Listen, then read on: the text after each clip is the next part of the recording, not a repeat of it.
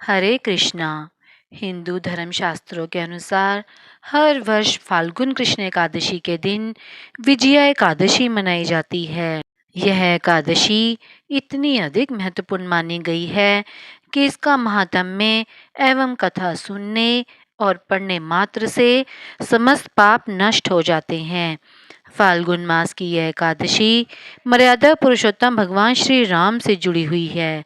इस व्रत के प्रभाव से मनुष्य को हर क्षेत्र में विजय प्राप्त होती है।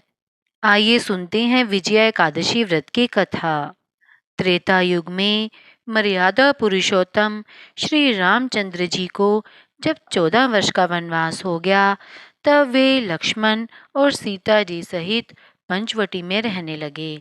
वहां पर दुष्ट रावण ने सीता जी का हरण कर लिया। श्री रामचंद्र जी और लक्ष्मण इससे बहुत व्याकुल हो गए और सीता जी की खोज में चल दिए। घूमते घूमते जब वे मरणासन जटायु के पास पहुँचे, तो जटायु ने उन्हें सीता जी का पूरा वृतांत सुनाया और जटायु स्वर्ग लोक को चला गया। कुछ आगे जाकर उनकी सुग्रीव से मित्रता हुई और बाली का वध किया। हनुमान जी ने लंका में जाकर सीता जी का पता लगाया और उनसे श्री रामचंद्र जी और सुग्रीव की मित्रता का वर्णन किया। वहां से लौटकर हनुमान जी ने भगवान राम के पास आकर सब समाचार बताया। श्री रामचंद्र जी ने वानर सेना सहित लंका को प्रस्थान किया।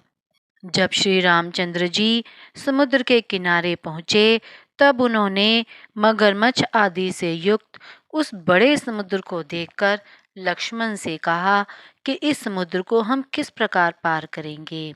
लक्ष्मण ने कहा, हे पुराण पुरुषोत्तम, आप आदि पुरुष हैं, सब कुछ जानते हैं। यहाँ से आधा योजन दूर पर कुमारी द्वीप में वक्दालभ्य नाम के मुनि रहते हैं। उन्होंने अनेक ब्रह्म देखे हैं। आप उनके पास जाकर इसका उपाय पूछिए।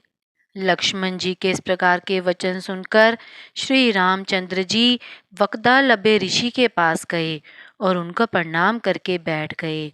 मुनि ने भी उनको मनुष्य रूप धारण किए हुए पुराण पुरुषोत्तम समझकर उनसे पूछा कि हे राम, आपका आना कैसे हुआ। भगवान श्री राम कहने लगे, हे ऋषि, मैं अपनी सेना सहित यहाँ आया हूँ और राक्षसों को जीतने के लिए लंका जा रहा हूँ। आप कृपा करके समुद्र पार करने का कोई उपाय बताइए। मैं इसी कारण आपके पास आया हूँ। वक्दालभ्य ऋषि बोले, हे राम, फागुन मास के कृष्ण पक्ष की एकादशी का उत्तम व्रत करने से निश्चय ही आपकी विजय होगी। साथ ही आप समुद्र भी अवश्य पार कर लेंगे। हे राम, यदि तुम भी इस व्रत को सेनापतियों सहित करोगे तो तुम्हारी विजय अवश्य होगी। इस प्रकार श्री रामचंद्र जी ने ऋषि के कहे अनुसार इस व्रत को किया और इसके प्रभाव से रावण पर विजय पाई। जो कोई मनुष्य विधि पूर्वक इस व्रत को करेगा, दोनों लोकों में उसकी अवश्य विजय होगी। श्री ब्रह्मा जी ने नारद जी से कहा था कि हे पुत्र, जो कोई इस व्रत के महात्म्य को पढ़ता या सुनता है, उसको वाजपेयी यज्ञ का फल प्राप्त होता है। विजया एकादशी व्रत की कथा संपूर्ण हुई। अगर आपने अभी तक मेरे चैनल को सब्सक्राइब नहीं किया है, तो आप मेरे चैनल को सब्सक्राइब करें ताकि आपको मेरे आने वाली वीडियो की नोटिफिकेशंस मिलती रहें। आप मेरी वीडियो को ज़्यादा से ज़्यादा लाइक और शेयर करें।